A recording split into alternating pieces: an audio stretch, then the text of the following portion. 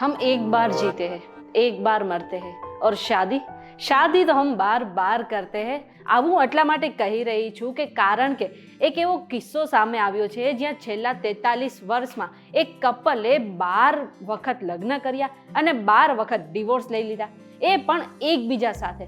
એટલે કે આ જે કપલ છે બંને વચ્ચે પ્રેમ ઘણો હતો, પણ દર 2.5 અને 3 વર્ષે તેઓ લગ્ન કરતા અને છૂટાછેડા લેતા।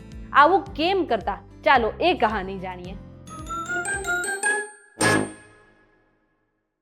VTVGujarati.com પર તમે જોઈ રહ્યા છો અજબ ગજબ અને મારું નામ છે મેઘા। હવે આ કિસ્સા વિશે જાણતા પહેલા એક કામ કરો કે પ્લે સ્ટોર પર જઈને તમે અમારી એપ્લિકેશન ડાઉનલોડ કરી લો।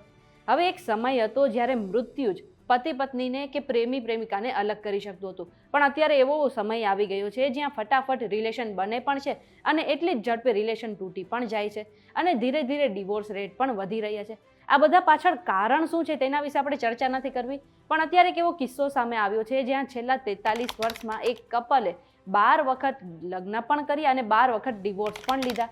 આ જે કિસ્સો છે આપણા ભારતનો નથી પરંતુ ઓસ્ટ્રિયાનો છે, અને આ શા માટે કર્યું એના વિશે પણ ઘણી માહિતી સામે આવી છે। આ જે કિસ્સો ઓસ્ટ્રિયામાં બન્યો હતો ત્યાં વિયેનામાં એક વૃદ્ધ કપલ હતું જે ધીરે ધીરે ચર્ચાનો વિષય બન્યા છે। આ જે વિયેનાનું કપલ હતું તેમાંથી જે મહિલા હતી તેને એક વખત પહેલા લગ્ન કરી લીધા હતા અને 1981માં તેના પહેલા પતિનું મૃત્યુ થઈ ગયું હતું। એ બાદ તેને બીજા કોઈ પુરુષ સાથે લગ્ન કર્યા। હવે બંને વચ્ચે પ્રેમ તો ઘણો હતો, પરંતુ બંને 2.5-3 વર્ષે છૂટાછેડા લઈ લેતા અને ફરીથી જ એકબીજા સાથે લગ્ન કરી લીધા। હવે પ્રશ્ન એ થાય કે આવું શા માટે કરતા હતા, તો તેની પાછળ હતો એક કાયદો, એટલે કે ઓસ્ટ્રિયનનો એક કાયદો છે, તેમાં એક લૂપહોલ છે, તેના કારણે જ આવું કપલ આટલા 12 વખત લગ્ન કરી લીધા અને 12 વખત છૂટાછેડા પણ લઈ લીધા હતા।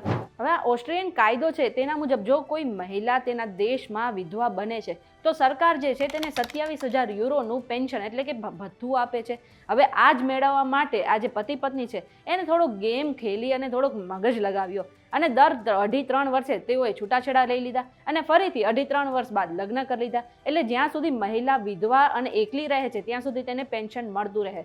છેલ્લા 43 વર્ષમાં આ કપલે કુલ 3.21 લાખ યુરોનું પેન્શન એટલે કે કુલ 3.41 કરોડ રૂપિયા જમા કરી લીધા હતા। જોકે આ જે કિસ્સો છે 2022માં સામે ત્યારે આવ્યો જ્યારે ઇન્સ્યોરન્સ કંપનીએ તેમને ના પાડી દીધી કે હવે આ મહિલાને અમે પેન્શન નહીં આપીએ, અને ત્યારથી જ આ જે કપલ છે તેના વિરુદ્ધ જે ફ્રોડનો કેસ ચાલી રહ્યો છે। આ ઇન્ફોર્મેશન તમને કેવી લાગી અમને કમેન્ટ કરીને જરૂરથી જણાવજો। જો આજનો વિડીયો તમને પસંદ આવ્યો તો વિડીયોને લાઇક અને શેર કરી દો, સાથે જ અમારી ચેનલ VTVGujarati.com ને સબસ્ક્રાઇબ કરી લો અને દેશ દુનિયાના સમાચાર મેળવવા માટે તમે અમારી વોટ્સએપ ચેનલ સાથે જોડાઈ શકો છો।